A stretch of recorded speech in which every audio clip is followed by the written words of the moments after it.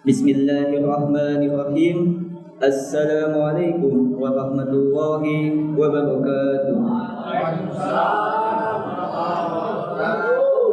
Alhamdulillah, mu'izzal mujahidin, nasiral mu'minin, wa mudhillil tuqatil mutajabbirin, wassalatu wassalamu ala nabil mujahidis syahid, wa ala alihi wa sahbihi wa man jahada jihadahu ila yaumiddin.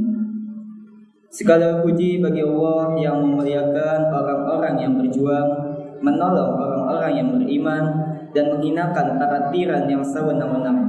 Semoga salawat dan salam tercurahkan kepada Nabi yang berjihad dan syahid, juga kepada keluarga dan para sahabatnya, serta kepada siapa saja yang berjuang di jalan beliau hingga hari pembalasan. Rabbi israh li sadri wa yassir li amri wahlul 'uqdatam min lisani yafqahu qawli. Yang saya hormati bapak-bapak dan ibu-ibu yang tidak bisa saya sebutkan satu persatu, namun tidak mengurangi rasa hormat dan takdim saya. Alhamdulillah, puji syukur kita panjatkan kehadirat Allah Subhanahu wa taala. Namun seiring berjalannya hari, kita mendapati kenyataannya Bapak Ibu yang cukup memprihatinkan, di mana barisan jamaah kita semakin maju dan semakin berkurang. Maka khusus bagi Bapak dan Ibu dan saudara-saudara yang masih hadir teguh pada malam hari ini, saya ingin memberikan apresiasi setinggi-tingginya. Saya berdoa semoga kita semua yang tetap istiqomah hingga saat ini senantiasa dilancarkan rezekinya oleh Allah Subhanahu wa taala, dimudahkan segala urusan dunianya, dikabulkan segala hajat-hajatnya, serta diberikan kesehatan yang paripurna agar kita semua ditemukan kembali dengan Ramadan berikutnya dalam keadaan yang lebih baik. Amin, amin ya rabbal alamin. Hadirin yang dirahmati Allah, Bapak-bapak dan Ibu-ibu, pada malam hari ini adalah bukti nyata bahwa Bapak atau Ibu yang sedang berjuang lulus dari sebuah madrasah ruhani yang bernama Ramadan. Namun sebuah tanda tanya besar tetap harus kita renungkan bersama. Apakah di bulan Ramadan ini iman kita turut layu seiring berjalannya Ramadan, seiring berjalannya waktu, atau ia justru akan mengakar kuat hingga membuahkan akhlak mulia di bulan-bulan setelahnya? Pada malam hari ini saya akan memberikan 4 poin menjelang akhir Ramadan. Yang pertama adalah menjadi hamba yang Rabbani, bukan Ramadani. Ada sebuah ungkapan bijak dari para ulama salaf yang sangat populer. Jadilah hamba yang Rabbani, penyembah Allah setiap saat, dan janganlah menjadi hamba yang Ramadani atau penyembah Allah hanya di bulan Ramadan saja. Ramadan adalah golden time kita. Esensi utama dari ibadah ini adalah mencapai derajat takwa. Sebagaimana Allah Subhanahu wa taala berfirman, "Wahai orang-orang yang beriman, diwajibkan atas kamu berpuasa sebagaimana diwajibkan atas orang sebelum kamu agar kamu bertakwa." Surah Al-Baqarah ayat 183. Ramadan adalah golden time untuk melakukan tazkiyatun nafs atau penyucian jiwa. Puasa bukan hanya sekedar menahan lapar, melainkan melatih pengandalian diri dari hawa nafsu, menahan emosi tercela, meningkatkan kedisiplinan, hingga memupuk empati sosial kepada sesama. Sebagaimana firman Allah dalam surah Al-Hijr ayat 99, "Dan sembahlah Tuhanmu sampai datang kepadamu yang diyakini, yakni ajal." Ayat ini menegaskan bahwa tidak ada kata pensiun dalam beribadah. Ramadan ini hanyalah training center atau pusat pelatihan saja, sedangkan medan tempur kita adalah setelah bulan Ramadan ini, yaitu bulan-bulan setelahnya Ramadan. Yang kedua adalah Ramadan sebagai jeda dan persiapan diri.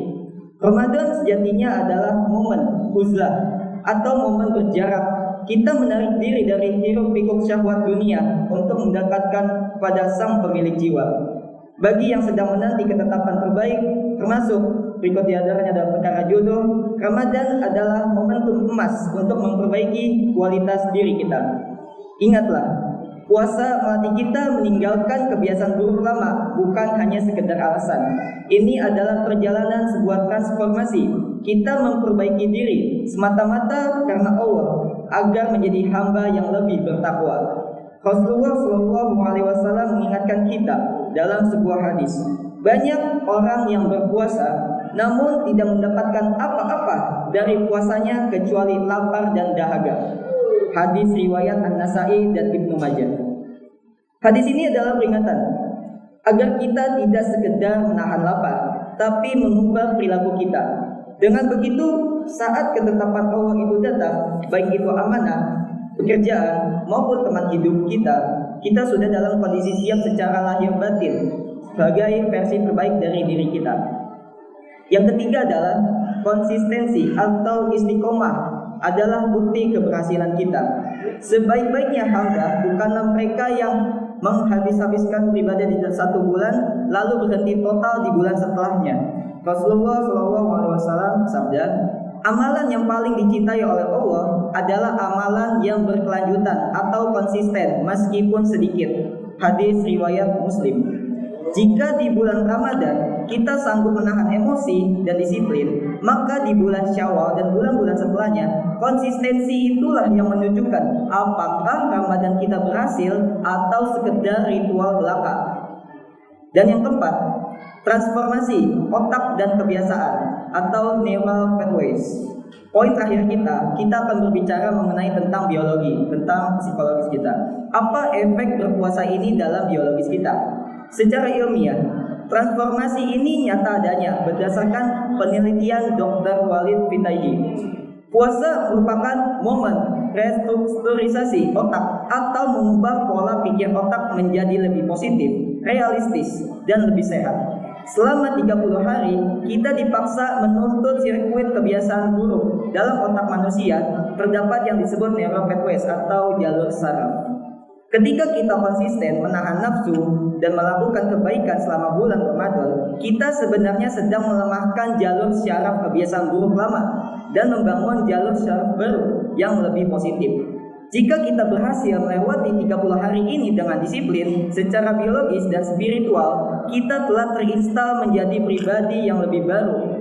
Inilah kesempatan emas di bulan Ramadan ini untuk meninggalkan kebiasaan buruk lama secara permanen. Dan yang terakhir sebagai penutup, mari kita bertanya pada diri kita, pada hati kecil kita. Apakah ada sifat buruk yang benar-benar berhasil kita tinggalkan selamanya di bulan Ramadan ini? Ataukah kita kembali ke titik nol, seolah tidak terjadi apa-apa? Satu hal yang perlu kita tanamkan, jika Ramadan ini tidak dapat mengubah satupun pola kebiasaan buruk kita, maka ada sesuatu yang sangat mendasar dalam hati kita yang perlu kita renungkan sedalam-dalamnya. Semoga kita tidak termasuk golongan yang hanya mendapatkan lapar dan dahaga saja, melainkan hamba yang bertransformasi menjadi pribadi yang lebih bertakwa, yang siap menjemput setiap keberkahan di masa depan. Kurang lebihnya saya akhiri, mohon maaf. Hadanallahu wa iyyakum ajma'in. Semoga bermanfaat. Wassalamualaikum warahmatullahi wabarakatuh. Waalaikumsalam.